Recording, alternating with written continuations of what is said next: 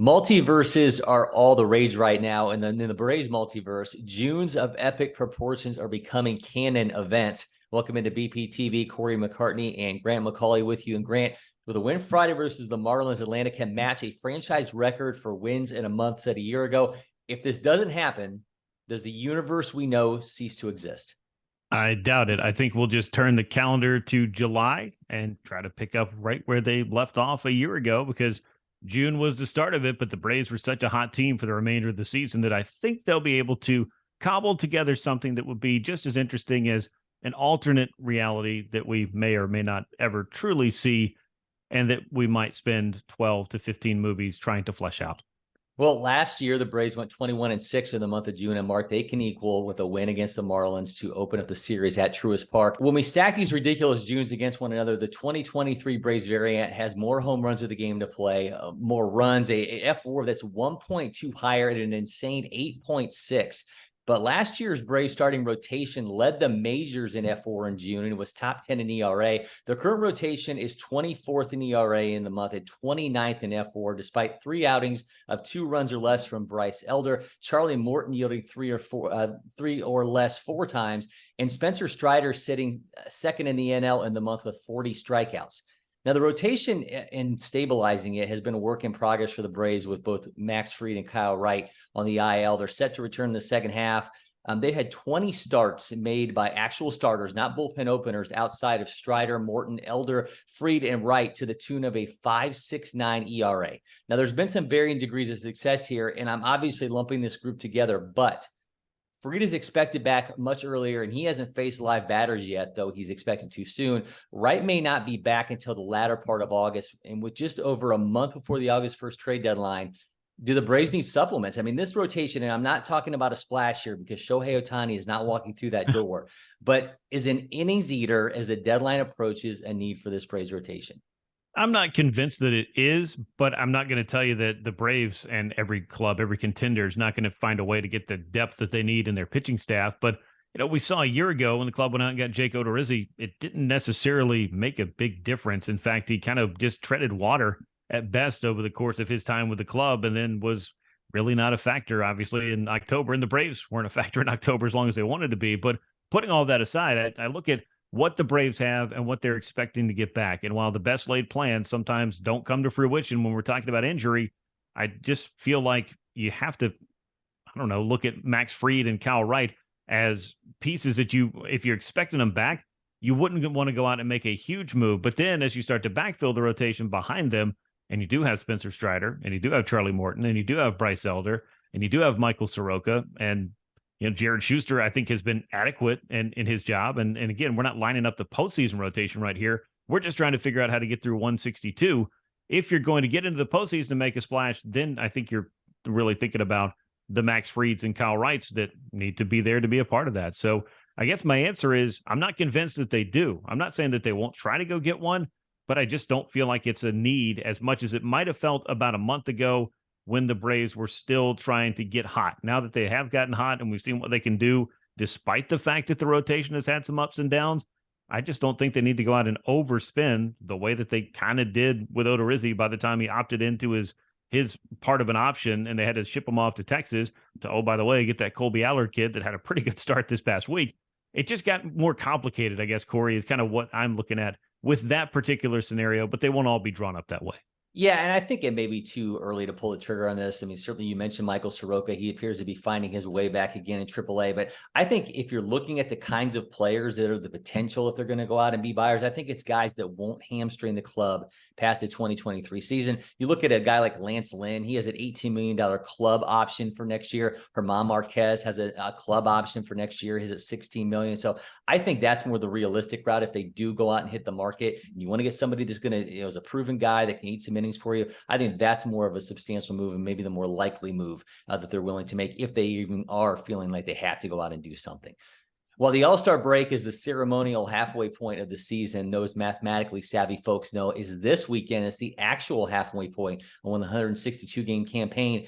And Grant, that makes it the logical time to look at potential franchise record, either all time or modern day, the paces that some players find themselves on. We're going to do these in buy or sell fashion, Grant, and we begin with strikeouts. Spencer Strider has a major league leading 146. He's on pace for 310, which would shatter the modern day Braves mark set by John Smoltz at 276 in 1996. Buy or sell Strider taking down Smoltz's mark. I'll buy it because I've watched him strike out 145, 146 batters in 91 innings, just over 91 innings. He's capable of doing that. I think he's got another 90 innings in him. The Braves may want to manage that, give him some extra days here or there, but he may not need 90 innings to get to 276 strikeouts. I'm going to buy Spencer Strider on that one. Yeah, I'm a hard buy on this too. And if I had like the Jim Cramer sound effects, I would do that, because even a down game for Strider, like when he allowed 8 runs against the Mets and 5 versus the Tigers, he's still getting 6, 8 strikeouts. Even if he stays in that realm, he's going to be right there with Smoltz. But I think we know there's more double-digit performances are coming. If health holds, I think he feels an absolute given.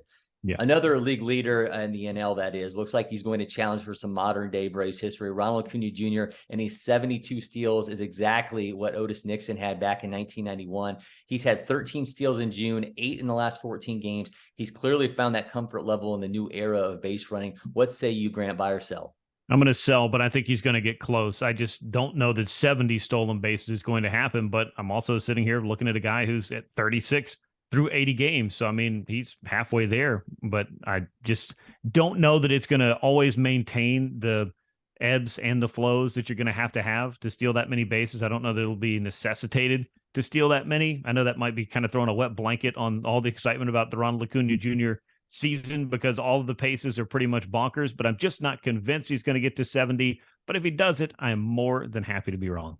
There's a great Fangraph article by Kiriola that broke this down, and I urge you to go check it out. But only 3 players have had a bigger jump year over year in stolen base attempts than Acuña, and an 85% success rate on those attempts. The rule tweaks have led to bigger primary, bigger secondary leads. He's taken full advantage of that. So I'm going to be a buy here. I think it's going to be close, but I think I'm going to take the buy on this one.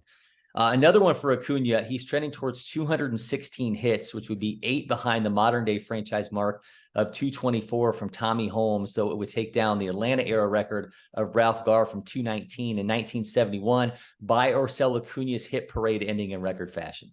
I'm going to sell, only because I think he walks more, and I think that's going to keep him away. I expect a 200 hit season if Ronald Acuña Jr. is playing 162 games or close to it.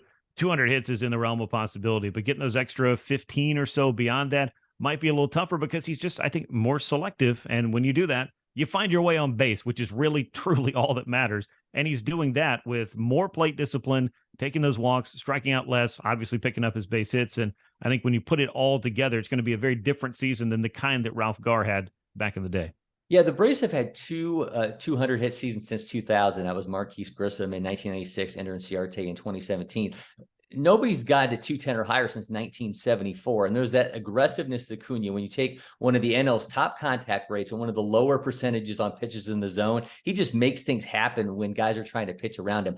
I'm a buy on him getting to 200, but 224, I think 224 just seems a little bit too much. I mean, that would be, no one in the majors has had, anywhere close to that since Jose Altuve in 2014. So I'm going to be a buy on a 200 hit season for Acuña, but a sell on him getting that modern day Braves record. And finally, Matt Olson tops the NL with 26 homers and 62 RBI. The last Braves player to do both those across the season was, of course, Marcell Ozuna in 2020. But let's focus on the homers, where Olson is in the exact same pace as Andrew Jones in 2005 when he set a Braves record of 51. Buy or sell Olson getting or surpassing Andrew Jones territory? I'm going to sell, because 50 homer seasons are ultra rare. And even though he's been on a home run binge here in the month of June, it's just, this is a hard pace to keep up over the course of the season. Do I expect him to hit 40, 45 home runs? Yeah, absolutely, I do. I think he's capable of doing that any season, and he's shown it over the course of his young career. But getting to a 50-plus homer season, if it was, as easy as just getting on a pace halfway through the year, a lot of guys should have a 50 home run campaign. But I'm thinking maybe 45 to 47. Might sound like I'm just kind of picking nits here. Well, he can't hit 4 more home runs. He might. He might. I just don't necessarily expect that to be the thing. So I'm going to sell on Olson at 51-plus home runs. A little aside here, you've mentioned this, I've mentioned this. He's really become a 3 true outcomes poster boy. 2nd overall in homers, 3rd in RBI, third in strikeouts and sixth in walks. He's the only player in the top 6 in all those categories across baseball. And he's obviously been making a run at 40 for a while, 39, 34, 36 in his past 3 162 game seasons. I just think 51, like you, might be a bridge too far. I'm selling on 50, but I do believe he's going to get into the 40s for the first time in his career. And post Andrews 51, no Braves player has hit more than 41, which is Acuña and Andrews totals in 2019 and 2016, respectively.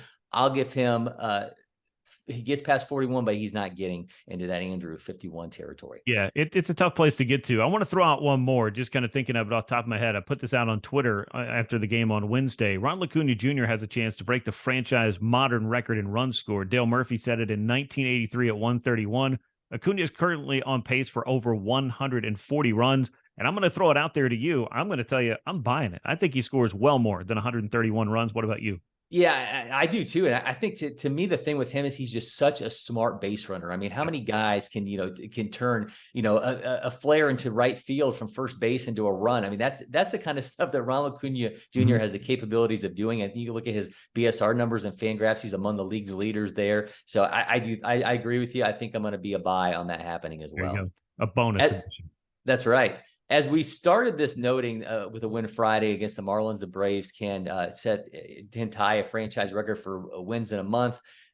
In order to do it, they're going to have to cool a team that has won 3 of their last 4 series in the form of the Miami Marlins. A whole lot of TBDs across this series in the pitching matchups outside of the Braves going with Charlie Morton on Saturday and Spencer Strider on Sunday. Every expectation is that the series opener will be the first home start for Michael Soroka since August 3rd of 2020 when he tore his Achilles for the first time. This is a clash of the top 2 teams in the NL East standings, but a story nearly 3 years in the making, Grant, feels like the clear headline grabber in this series. It does, and we got a little preview of it a little bit earlier this season, and that might have had people feeling some kind of way when he didn't get that home start, but now the opportunity to get in front of that crowd, I expect a huge ovation, a warm ovation, and I'm hoping that based on what we've seen the past handful of starts for Michael Soroka, maybe he's just continuing to sharpen those skills, get that pitch execution that he's looking for, the touch in the field, the command, whatever you want to call it.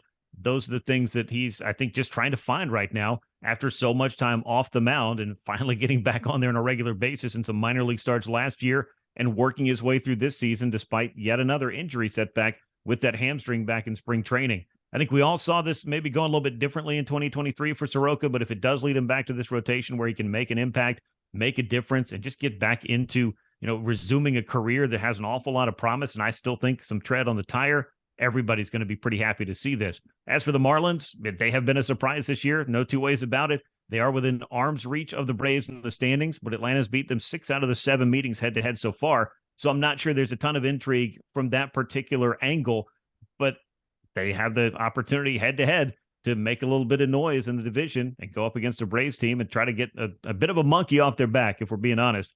The Braves have beaten up on the Marlins in the head-to-head matchup over the last 3 or 4 years about as much or as well as I think any 2 teams facing off in baseball as far as it being lopsided one way or another. Yeah, along with all that, we're also going to get 2 of the hottest hitters on the planet, the Marlins, Luis Arraez and Ronald Acuña Jr., who are number 1 and 2 respectively in the majors in average. We know the damage Acuña has done against the Marlins against the current pitchers. He's a 919 OPS, but against the Braves, Luis Arraez hitting 361 with an 823 OPS. So I think this is an opportunity for both of these hot hitters to keep things rolling in this matchup. Don't forget to keep coming along for the ride with us here on BPTV. That means subscribing, turning on notifications, and telling a friend to keep this community growing. Until next time, I'm Cory McCartney. He's Grant McAuley, and we'll see you soon, Braves Country.